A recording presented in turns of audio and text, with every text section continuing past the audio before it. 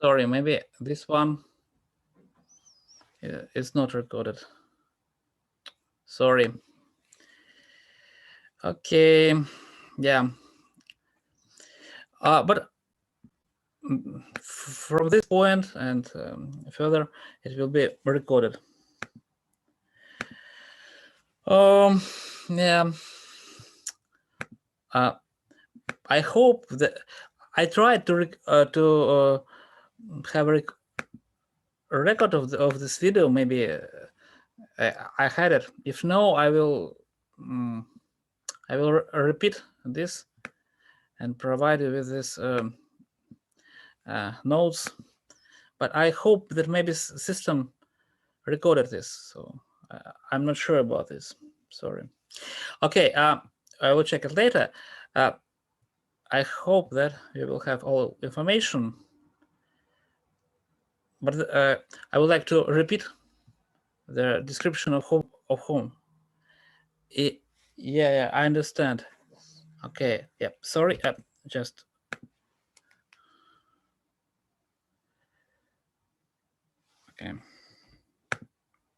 Okay, I continue. Yeah, I understand. Yeah. Okay. So the homework is if you have a matrix and you have a vector and you have 3 players, and players are not allowed to choose shops, the same cities for shops. Each player has to choose a city for his shop. So there is an equilibrium, and there is an optimal situation. We would like to optimize the minimum. So we would like to have a minimum of sum of such ages for customers, and equilibrium in the sense that we had before. So the equilibrium, the player gets customers who prefer this player, his shop, to another player's shop. Okay, this idea. And there is a code to find an equilibrium, an area of code here. And main steps, epistemic steps. I was sure it was recorded. It have been recorded, but okay. I cannot create a time machine, so. But you can ask me, and I will try to provide you with some notes and ideas. Okay. Now I proceed with epistemic game theory here. So I have described mixed strategies and pure strategies. So pure strategies is just if you have to choose only one city for your shop, and a mixed strategy if you have a probability. And sometimes if you have to choose probabilities, there might be an equilibrium, even if you don't have an equilibrium in a pure strategy. And there is an example here. Well, this is true for their general form of game, zero-sum game. But for our logistics games, there are some properties of this. So it's not the general form. So we have we have graph and we have to calculate it. So our game has special properties, and maybe we can prove a theorem about Nash equilibrium, its existence. I'm not sure that such theorem is already exist or not, but anyway, it can be maybe useful if you have enough ideas how to do it. And I will talk about mixed strategies. Okay, here. So player has to assign a probability to every strategy there. And okay, if they have assigned probabilities, then what is their equilibrium?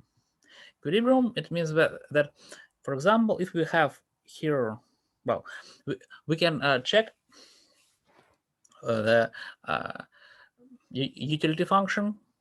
For example, for player 1, if we have a vector of probabilities of player 1, if we have a vector of probabilities of player 2, and we say that such probabilities are equilibrium, so there's equilibrium if it's greater or equal than any other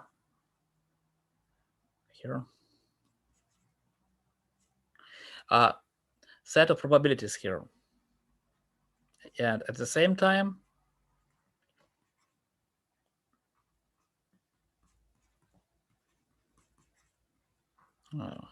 okay, one, sorry, here, yeah. So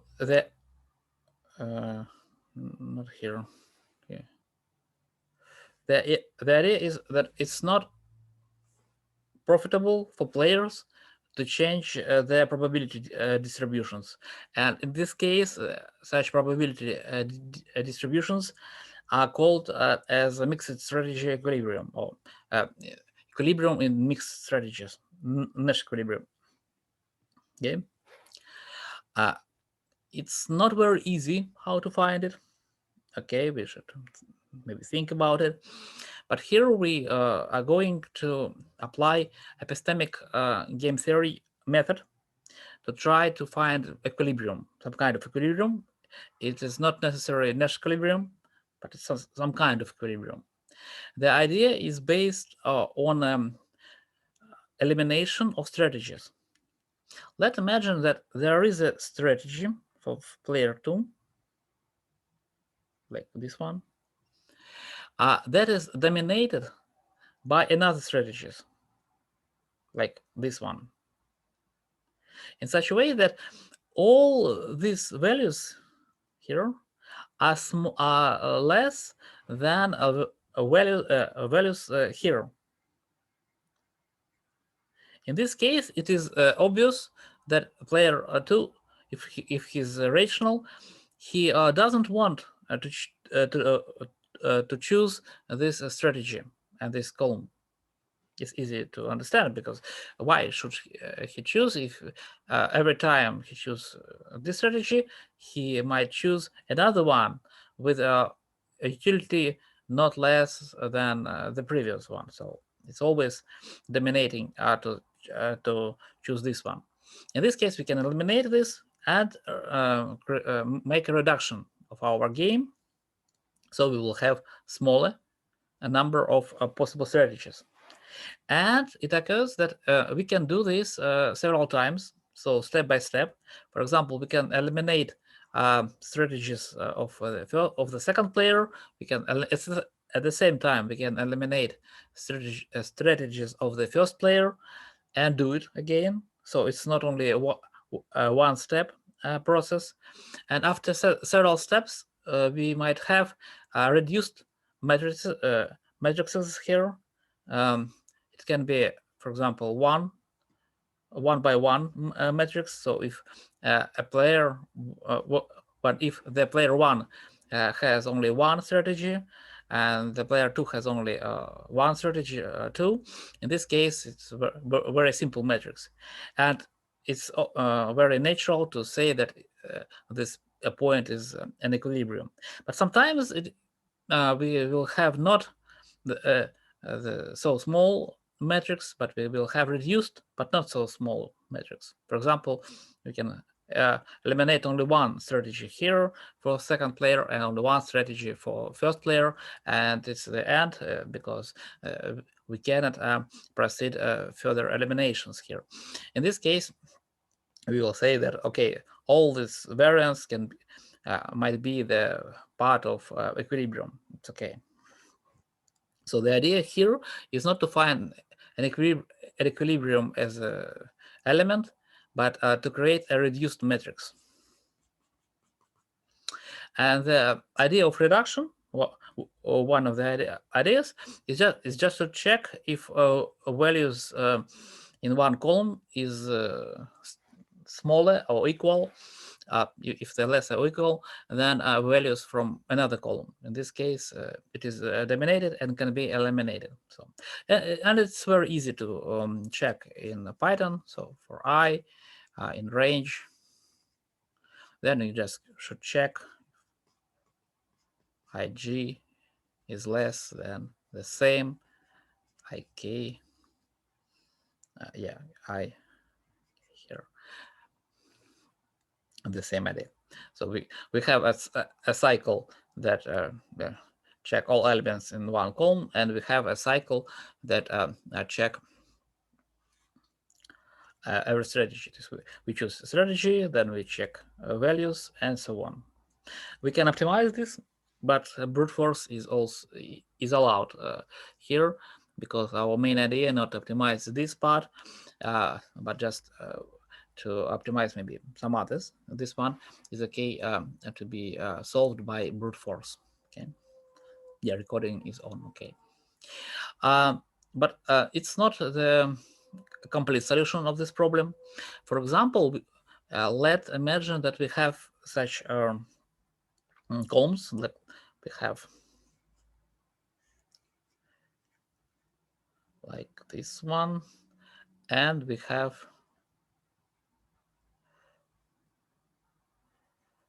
here 3. And as you can see, we cannot eliminate any column here, because if here 1 is greater than a 0.3, then 0 is less than a 0.3. So there is no strict domination here. But you can see that if we say that, for example, this one is 1, 2, 3, that U2 is always less than a combination. So if we have an average of these two strategies, then this average is strictly better than this one. It means that we don't need this strategy.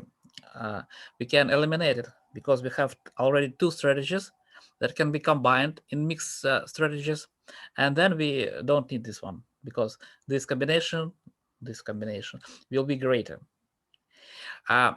If there is a way how we might check it, well, usually, during that course that I have already mentioned, epistemic game theory, we had such exercises, and we tried using, there are theories and theorems about this, but we use just intuitive looking at their problem and elimination just by intuition. But of course, we proved the result that we have found by intuition. But we can optimize it here by creating software that can check it. If it is possible, well, yes. How can we get it? Okay, if we have a vector here, so we have n-dimensional space, we have another one, and we can construct a convex set that cover these two vectors. For example, this one is 1, and this one is three here. 3. It's the vectors here. There are. And our vector there is somewhere here. So there is no strict domination, but we can see that if we check this convex, our point of our vector will be inside this convex area, not outside, or not on the edge of this area, not on the faces of this area, and such. And this means that it's not optimal here. So the idea here that we have just to construct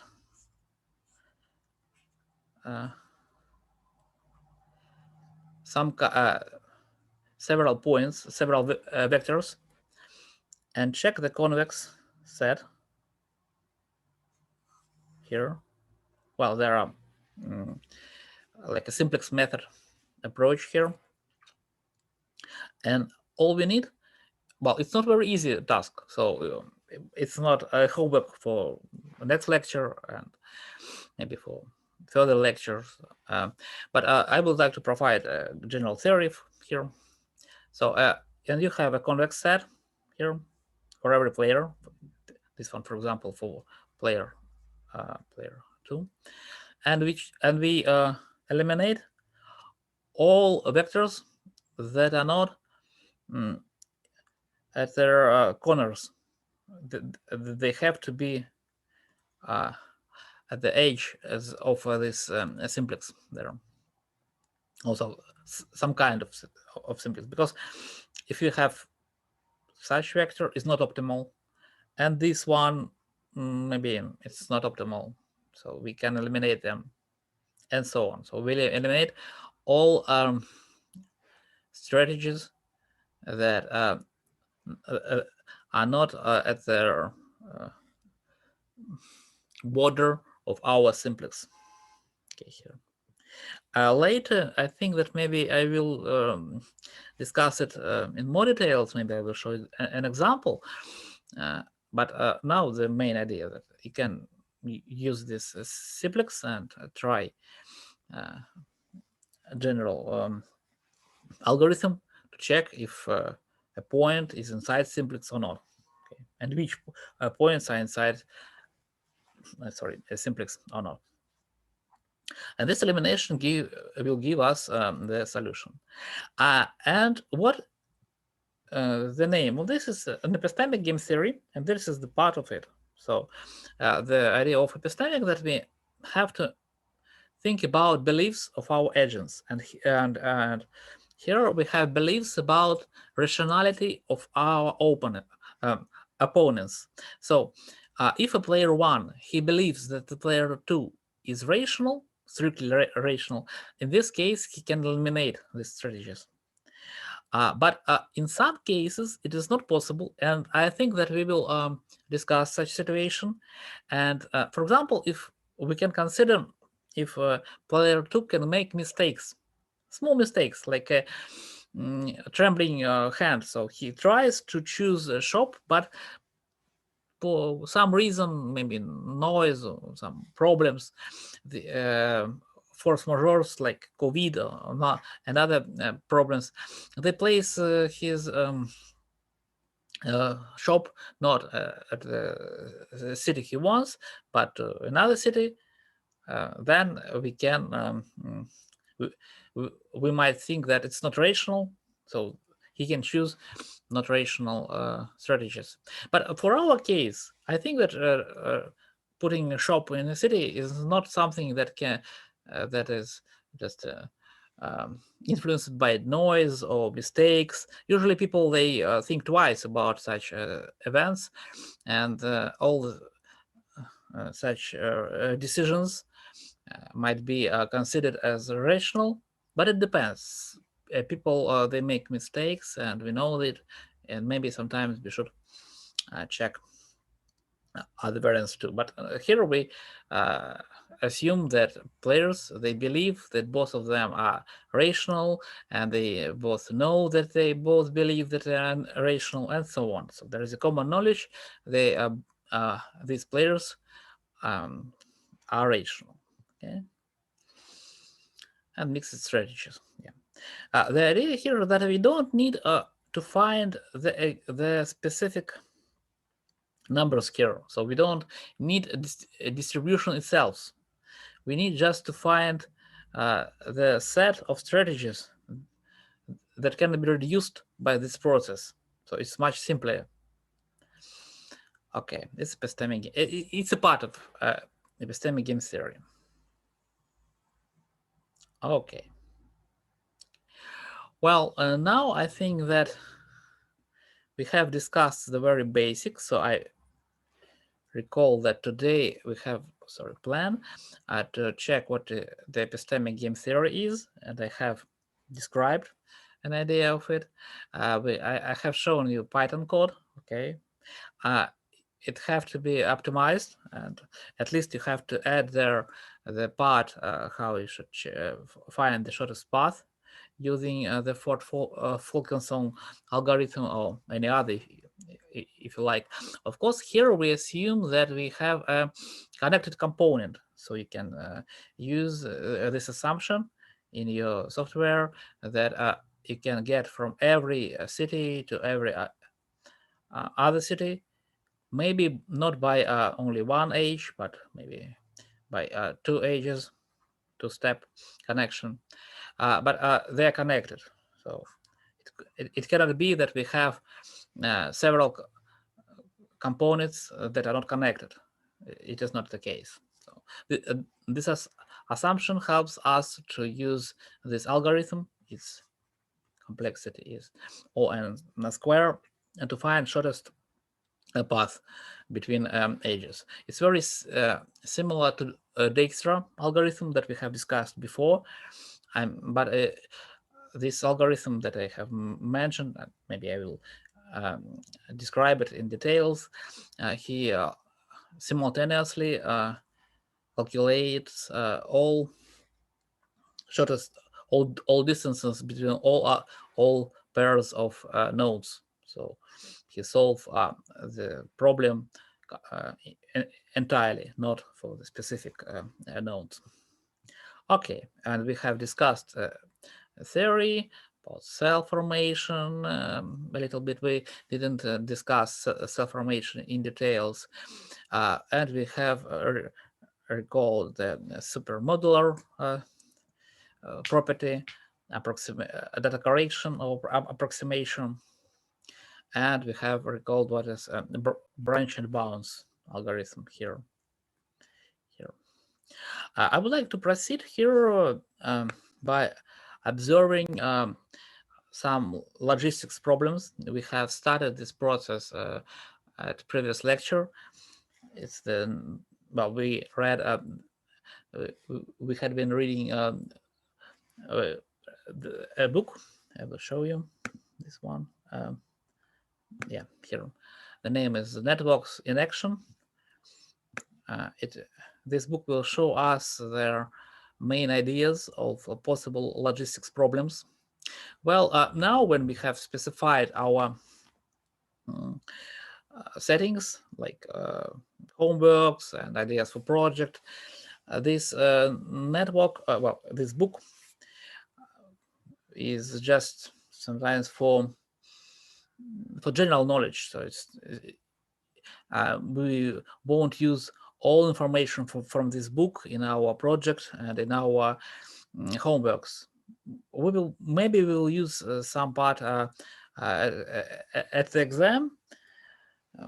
But only several parts of this book. And the main approach that we have developed here, that I have described, game theory, epistemic logic, and so on, can be applied, of course, here as well. So you can use these games, use these problems as the basis for your software, and you can try to use Nash equilibrium in pure strategies, in mixed strategies, and so on. Because the approach that I have introduced is rather general, and you can use it. The idea and the details of application of such approach to these problems are in utility functions, maybe in some optimization problems when you want to calculate this utility function and you want to solve optimization problem there. For example, I have described it, but now maybe I will skip the idea. So this book has been published by two authors. One guy is from Netherlands and another from India, and the epistemic game theory is the approach from Netherlands. Well, it combines several ideas from United States and from other countries, from other universities. But now it is developed in Maastricht, is south of Netherlands. Okay, Nash equilibrium is maybe United States feature, but or maybe Israel. I'm not sure. Okay, so we can check. I have introduced the general network theory, so there could be graphs and networks. I will check here, sorry. Yeah.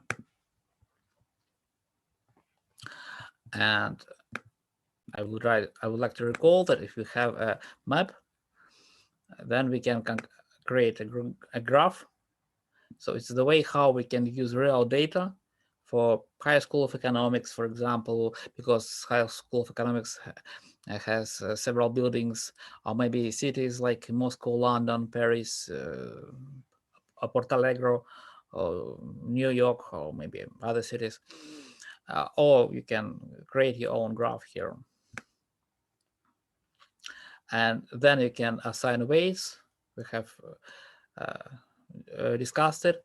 That, for example, if you have, well, when you develop the software that I have described, then you can find this graph as an, well, you can take this graph as an input for your algorithm and check where best places for shops of these players. So if there are two players and these are cities, so where should they place their shops? So maybe here where we have 6 customers, or maybe here where we have 4 customers, and your software should allow to find all these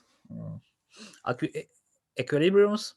Yeah, the problem is also that sometimes games they have several Nash equilibriums. I have described it. This problem of coordination. Uh, the algorithm that I have provided, he shows all possible Nash equilibriums. So he finds all points. So you can check how many Nash equilibriums do you have here, and so on. Okay, and you can solve an optimization problem here using submodular properties or data correction properties and so on that are described in these books that we have discussed. Okay, it can be a directed graph. It's okay, no problem. There is a complete graph. It's okay, bipartite graph. Okay, it's the idea that we have two sets that are connected, and no nodes are connected if they are in the same set. So it's some kind of assignment problem. We have discussed with you that maybe we can use this approach, assignment problem, as the polynomial approximation and the polynomial calculation values for bounds of upper bounds and lower bounds. I don't remember which one for this problem. We use this in a branched bounds algorithm here. Okay, there are some ideas. Okay, there is a representation, adjacency, so it's not so interesting here. What are interesting is problems. So this is the focus of our today's lecture. Well, this part of our today's lecture. Shortest path. So the idea that the utility function depend on the shortest path from one node to another node, and we used it. So we have discussed an algorithm, not in details, but well, we discussed one such algorithm. It's a Dijkstra algorithm or wave algorithm, when we start with the node, and then we take all adjacent nodes and we assign distances to these nodes, and then we take further nodes and we assign distances that are calculated by using nodes that already has calculated now values, and distances from that nodes to this new node, and we can do this again and again, and so we will get the shortest path and the distance. So it's a Dijkstra algorithm here. And there are applications. So if you want to make an investment plan, maybe shuttling a truck movement through cities, here there is a description, short illustration for investment possibilities. Here in our course, we do not focus on investment and financial, well, pure financial things. Our focus is more about graphs, about paths, about circuits. investment or projects are not in our focus. Though we have many ideas and our mathematics that we have used, submodular and other things can be applied for investment plans as well, portfolio projects. But here we use more logistics. It's our course to logistics. And the main tool is the linear programming formulation of many problems. Is when we have several variables like choice variables. For example, we want to choose if we include a specific age into our solution, or we include the specific city in our solution. So for example, xi, if we use just only part of these indexes, can represent a city. So if there is a city, well, if there is a shop at the city, then this variable is true or 1, and there is no shop, then this variable equals 0. And for example, and we have a function that depend on these variables. Here it's a linear. It is important because it's a linear programming method, and it depends on this function. But in general, we can have not a linear but arbitrary function here, and we have several restrictions. Restrictions means if for logistics problems, sometimes if we are talking about a traveling salesman problem, well, the problem when a salesman, he has to go he has to visit every city. In this case, if we have age from one node to another, then we should have an age from that node to another node. So we should have node to have inside, well, from outside to this node, and from this node to outside. So he cannot stay there, this salesman. And in this case, we have such property. So it's like a Kirchhoff or similar thing in the physics. So if we have a salesman who comes to our city, so he should come out. Okay. And there is a problem. It's linear programming, but this formulation is not for traveling salesman person problem, but it's for shortest path problem. As you can see, it's a linear programming problem. But for shortest path problem, we know polynomial algorithms. For linear programming, in general, we don't know such algorithm. It's a very hard problem. But for these kind of problems, we have estimation. So in average, it's a linear complexity there at average, when you have to check probabilities, expectations, and other parts of probability theory, statistics. But when we talk about the exact solution all the time, then it's NP-hard problem. It's very difficult. It's very funny in general that, well, in computer science as well. So sometimes we have a method and we have a problem that is very, very difficult.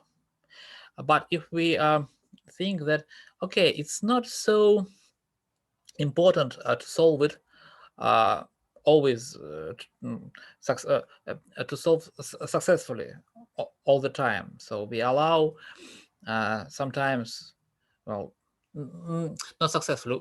We have to solve it successfully, but we find the expectation of time. So some variants of this problem are very simple.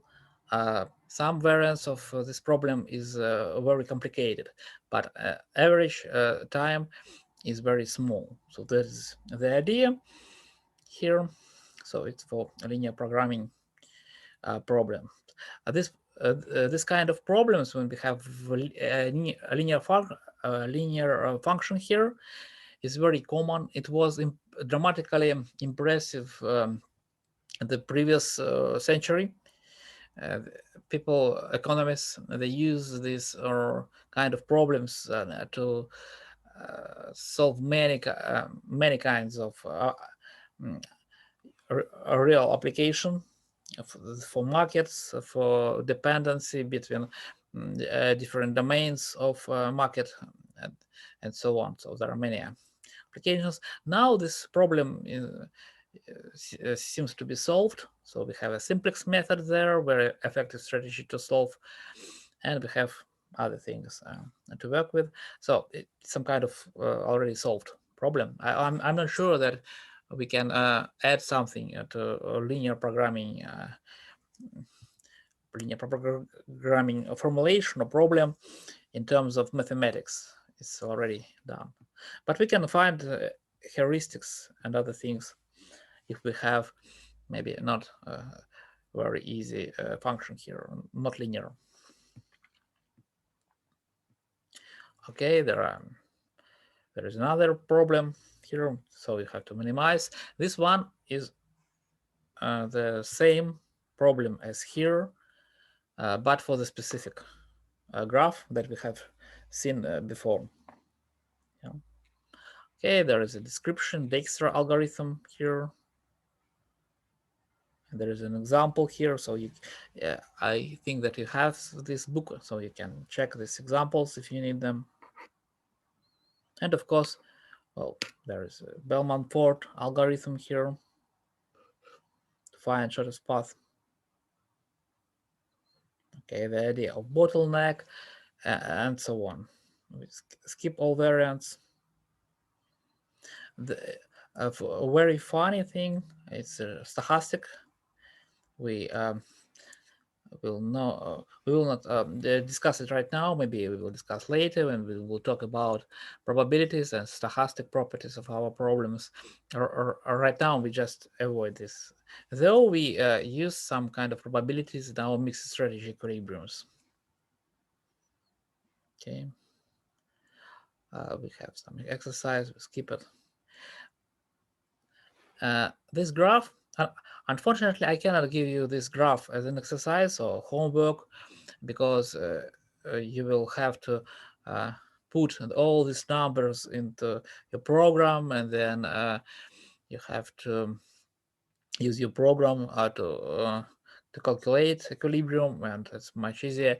But it's not a good idea to push forward the putting all this data into the software.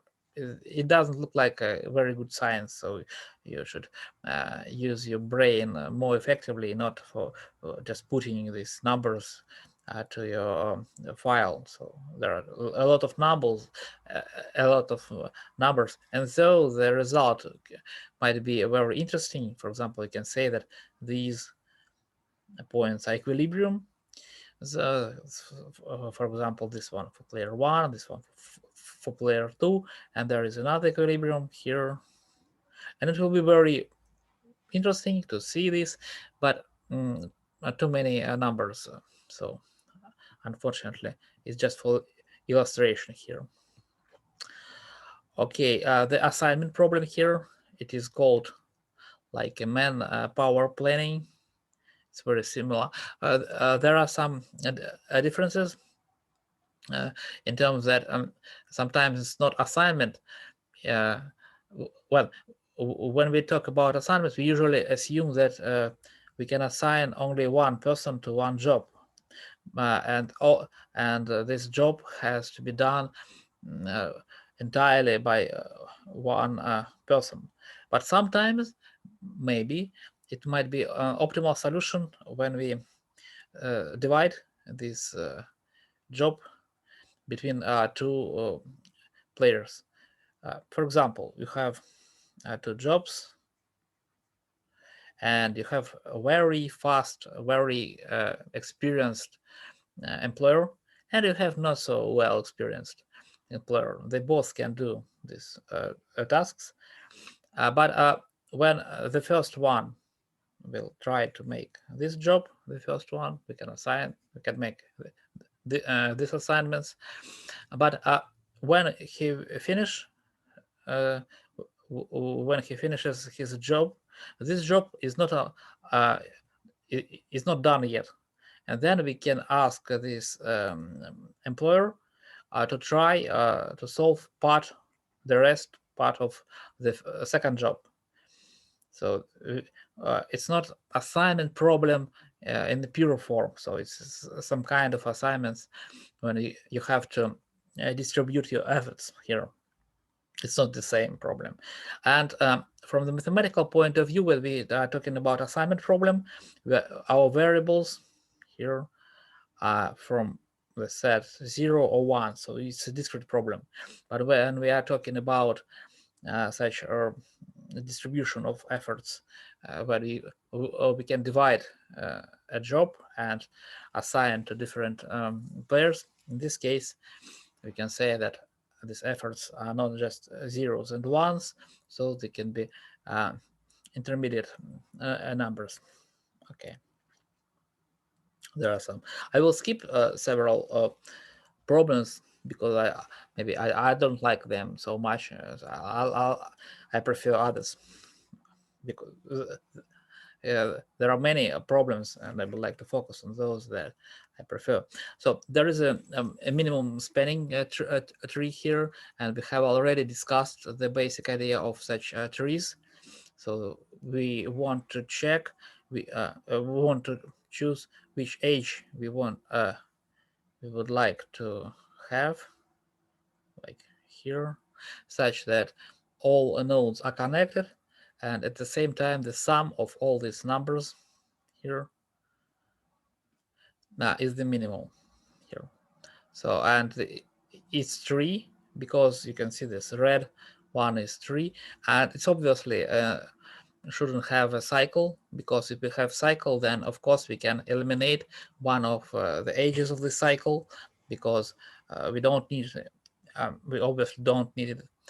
In this case we will have a tree always spanning, because we have all nodes that we have in initial graph in our spanning tree, so we cannot eliminate nodes. In this case it's spanning. And minimal, it means that we have to minimize the sum of these distances here. Okay. And we have already discussed, maybe you remember, I hope that you remember that we have at least two algorithms, Prim's and Kruskal algorithms, that provide us with a minimum spanning trees here. You maybe remember that Prim algorithm, he starts with one age, shortest one, this one, and then he check which age should we add if you want to connect another node. So here we have 3 and we have 3, so we can, for example, add this one, and then we can add this one because we have is as a shortest one. Then we can't add 4 because the node A is already connected. We have to choose how to connect E and F. So to connect E, we have to spend 6, and here we have to spend 7. So we have to choose here, and 4 is obvious answer. So a Prim algorithm, he directly gives us this solution. And if you want to apply a Kruskal algorithm, it's not the same. So we should start from the I will show you how to get this, but I will use dotted lines. So Kruskal algorithm provides us with age. So he asks us to give him age with minimal length. So it's here, it's 2. But then he asks to find an age of the shortest of the smallest value, but it's might be not connected to our tree. It's okay. The only requirement that this age shouldn't create a cycle. So here is 3. Here it's okay. There is no cycle here. We added, and here are 3. There is no cycle. So in this case, Kruskal algorithm is the same as Prim's algorithm. But then we should add 4 here or 4 here because other values 5, 7, 6, they are greater than our 4 ages. But this age is not allowed because in this situation we will have a cycle here. It's not cycle is not allowed, but this one is okay. So we put here 4, and then we check what else we have. Then we would like to have 5, but 5 is not allowed here because this H will connect D and C that are already connected, so we don't need 5. We have to add this 7H, this H7, or this 6. 6 is smaller, so we will add 6 here. And now we have, no 5. And now we have connected all this, well, we don't have this one, all these nodes. And there is a theorem that the result of prim algorithm and Kruskal algorithms are the same for the connected component. And we see here that the result is the same. Though we have taken 4H, H with the weight 4, before the 8, before the H with the weight 6. So in Kruskal algorithm and in prim algorithm, we do the opposite thing. Okay. There is the solution. Okay, we have found it by 2 algorithm here. There is the idea of this, and there are several applications for this. So these applications will give us links to real world application, because our course is applied quantitative statistics, statistics, logistics, sorry, because we have so many probability. So it's not statistics, of course, it's logistics. So, and in logistics, we have discussed many methods. So it's, of course, it's logistics, networks problems, and of course it's quantitative because we have a lot of algorithms here and method that are, of course, quantitative and applied. So the one idea of application, as I have described, is game theory, epistemic thing, and so on. And another thing that can be combined with the previous one is application, real world application. And there's some list of these applications, so designing networks, group technology, and so on. There's a linear formulation of this problem. Okay, we will skip it because it's very similar. So we will have the problem in this case. Okay, the prim algorithm that we have described already. And Kruskal, Kruskal, I wrote in this Kruskal, but it's Kruskal using K here. As I have mentioned, it's very old, so it's about 50, 40, 45, not 45, almost 50 years ago. Okay, I have described, but not at this lecture, a Steiner tree problem. It's very similar to shortest, but it's not the same. It's not the illustration for this problem for Steiner. The idea of Steiner, but it's not in the focus of our problem when we have to find the intermediate points for roads. So maybe we need to put several additional points if you want to connect our roads, and the sum of these distances will be less than distances without this point. So it's the Steiner problem here. We have it, of course, all the time when we talk about graphs, and all the time we talk about algorithm, and we can add a capacities, so demands and capacities. So shops might have demand capacities, for example, 4 products or 10,000 products at maximum, and customers, they have their needs. So it might be that one shop is not enough to give products for all customers that he had. So, but in our problems that we have discussed before, we think we think that all shops, we assume that all shops have enough capacities of products that for all customers, all possible types of customers. Okay, there is an example. It might be very beautiful to show that this to us is a solution, but I am sure that these two are not the case. Well, as I have mentioned, there is a special place in internet that well, a lot of such places from where you can download your data for your network. And next time we will download several of them. I have shown you, and maybe yeah, but maybe not this lecture, but next we will use for your algorithm that you will provide as a homework.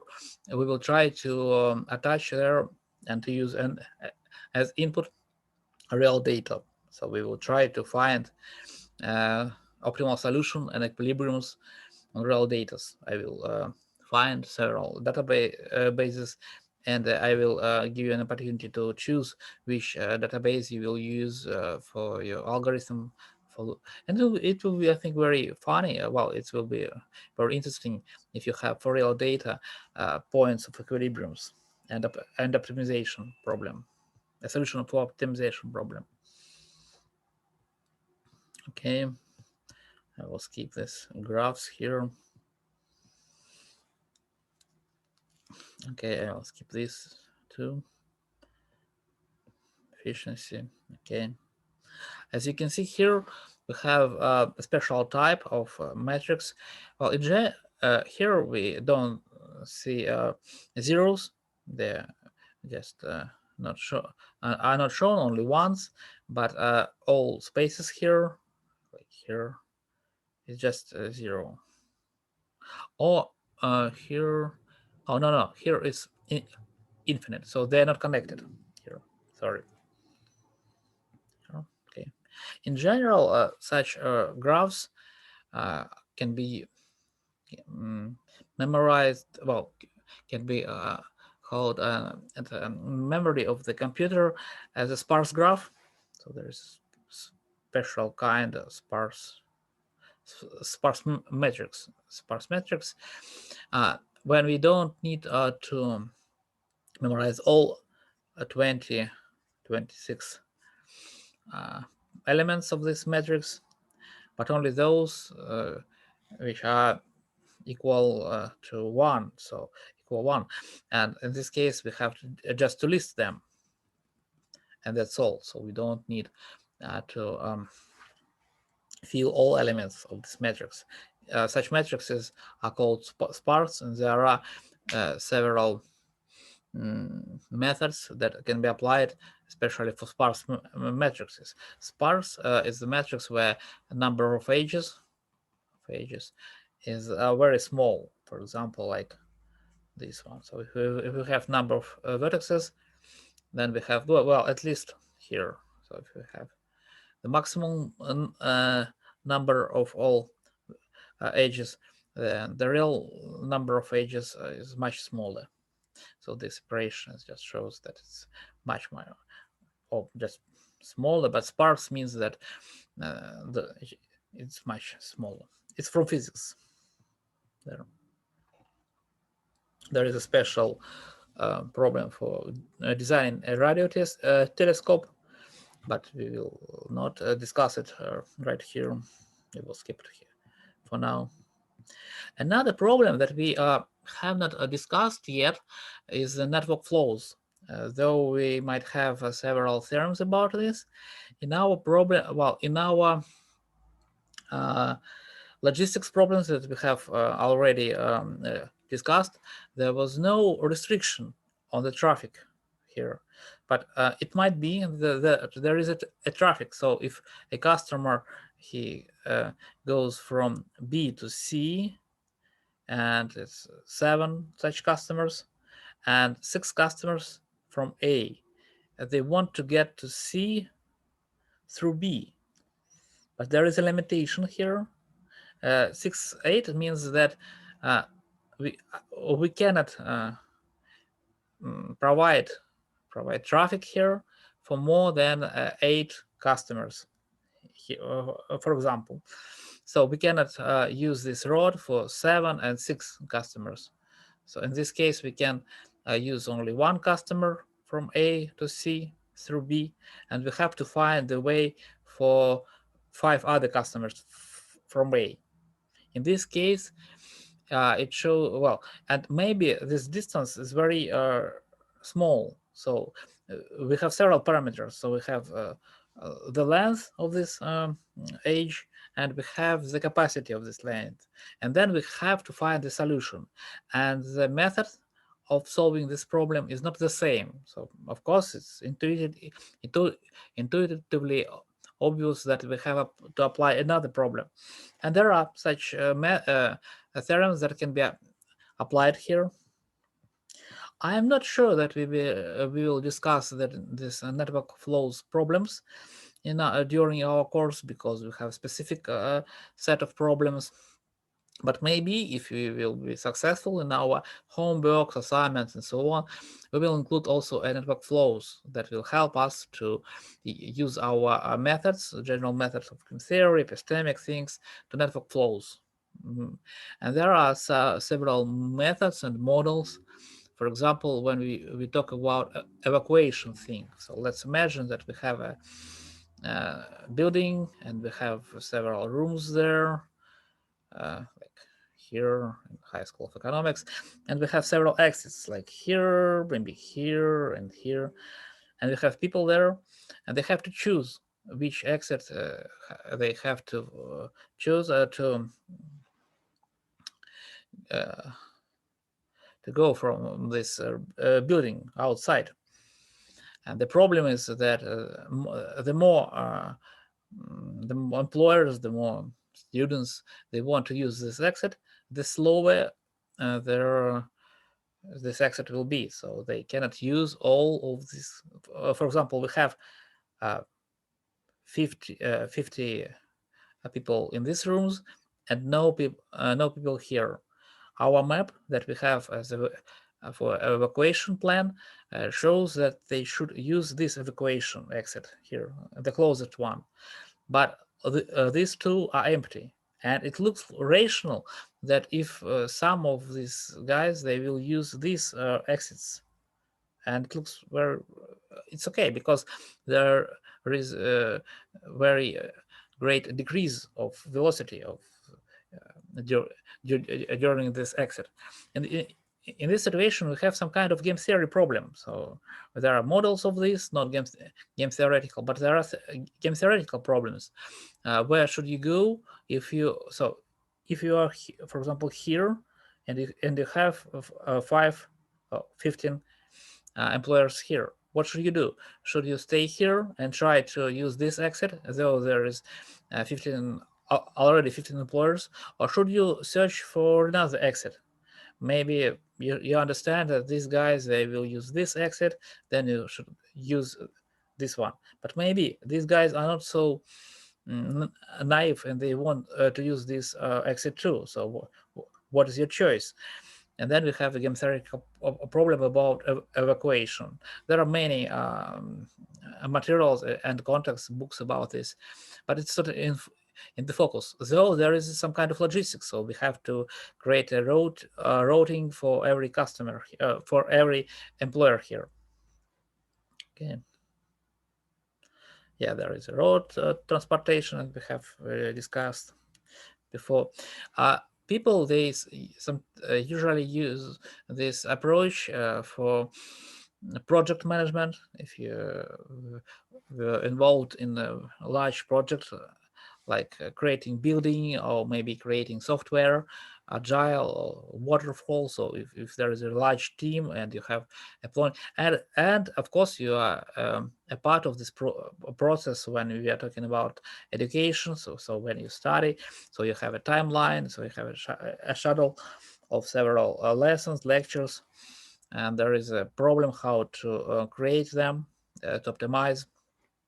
And in some cases, maybe not for shuttling the lectures, but for shuttling courses. So you have to apply to this course only if you already passed this course and this one, because there is a linear algebra. It could be like machine learning. There is a linear algebra, and here, I don't know, maybe optimization course, and you have to take both of them, and you have to check the how and when you will take these courses, and so on. So, and university maybe want to optimize this situation. Okay, there is also the application for tourist reservation problem. You can check it your own, and staff allocation. So you have to check where to place your staff here.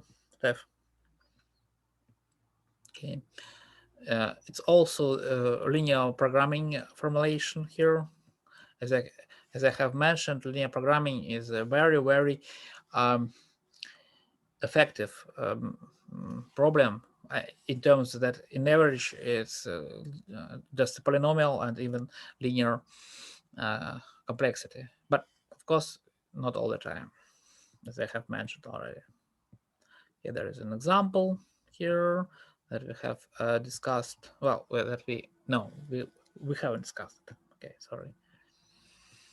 Okay, and many problems like Fort Fulkinson that we didn't discuss now, and other thing. Okay, here there is a special max cut problem, a min cut problem for graphs. When we have graph and we want to find a set, how we can cut from this vertex path from this vertex to another one. There is the abstract formulation.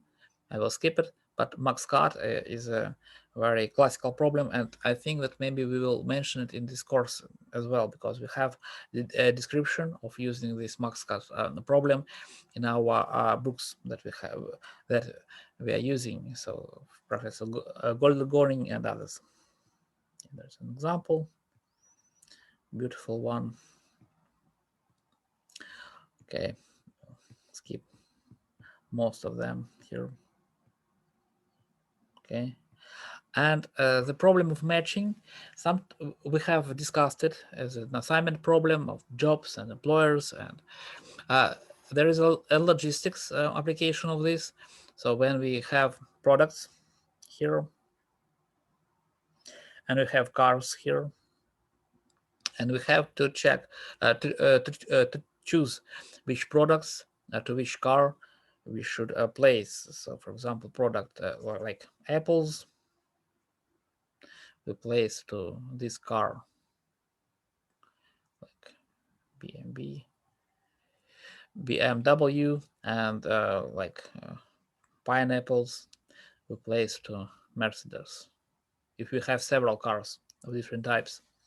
And we have to find what is the best logistic for this. And there are ideas how to solve it. There are theorems and method.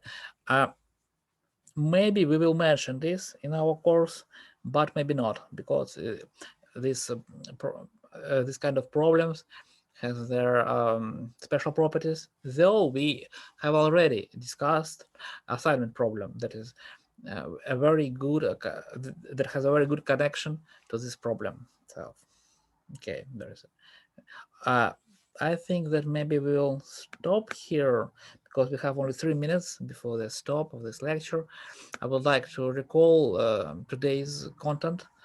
So let's check what we have here.